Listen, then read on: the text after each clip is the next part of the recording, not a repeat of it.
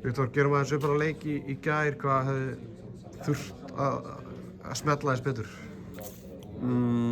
Bara meiri kraftur í byrjun leiks held ég. Það var svolítið, maður horfa á þetta eftir á og svolítið svona, fannst ég tapa bara á andleysi einhvern veginn, fannst mér. Það var svolítið kannski svipað á fyrir ári síðan, þegar einhvern veginn, eins og Snorri tala um fyrsta sóknin á þeim, það bara, sóknin í okkur, það bombuði Róma bara niður, skilurðu. Við einhvern veginn náðum aldrei að svara í sömu mynd. Svona það 3-4 boltar sem ég ætti að taka í fyrra áleik sérstaklega sem að stinga svolítið, þannig já, hefði náð ekki upp þessari hörku sem við búin að vera að ná, það hefði þetta verið að ganga betur, sko. Var uppleggið að gefa þessu skot fyrir utan eða? Klálega, sko. Við verðum bara að lifa með þessum skotum. Hvað skoraði hann? Hann ekki alveg á móti mér, hann klúður alveg einhverjum, en vandamálið var að leyfa þessum Serna í alltaf góðan leik. Hann er fínn leikmaður, skilur, en hann er mjög, hvað segir maður, gerir mikið af því sama, hann gerir það vel, skilur, kemur með hörku kraft og þyngd og með einhvern veginn taka skotin í kontakt. Það var svona erfitt að fá bæði á sig einhvern veginn á sama tíma. Þannig, já, við vorum alveg klálega alltaf að lifa með skotum fyrir utan og líka að fá lega línuna aðeins að skjóta.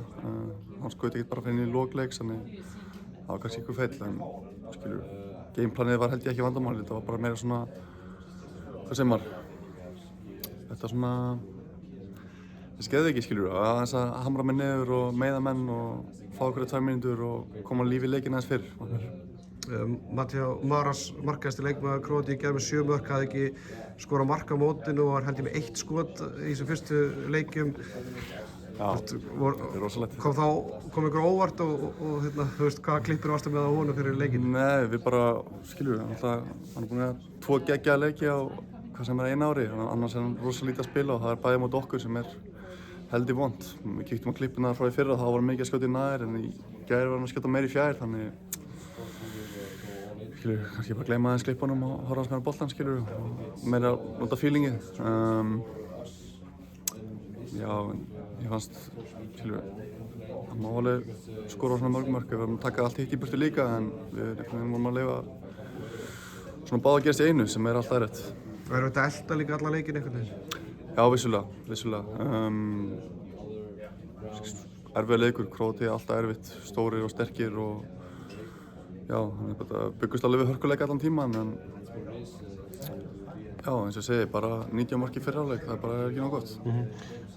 Sagan er heldur ekki með okkur, við hefum búin að vinna Króatíu einu sinni á stórmóti frá upphafi, Svíarnir, tölfræðinir heldur ekki með okkur þar, lítið á þennan leik móti Svíþjóð bara sem úrslitaleik, að komast í undanúrslit. Bara allir leikir sem er eftir úrslitaleikir núna. Svíarnir spila vel á heimavelli og við, eins og ég segi, þurfum að ná upp þessari geðveiki í vörninni og fá stemmingunum leið, ekki seinni hálfleik, skilur, og þá eigum við séns. Hvað allt öðruvísi leikur fyrir þig að fara í, eða svona hvernig sérðu fyrir þér leikinn á móti Svíum, hvernig þeir spila? Það er engin svona bombari eins og Maras, skilur, þannig það er vissulega aðeins öðruvísi, mikið af kontaktskotum, sérstaklega klár, hann er mjög lunginn við að skjóta í kontakt. Eini svona almennilegi shooterinn kannski er Erik og þessi Roganovic þegar hann kemur inn á. Þannig vissulega aðeins öðruvísi, þeir eru að keyra hraðar, þeir eru ekki að drepa leiki svona niður eins og Króatarnir voru að gera. Þannig það verður líklega eitthvað hraðari leikur og meiri svona, já, nútímalegri handbolti kannski á marga vegu. Þannig, eins og ég segi, þeir gera lítið af tæknifeilum og spila sinn leik mjög vel, þannig það verður hörkuleikur.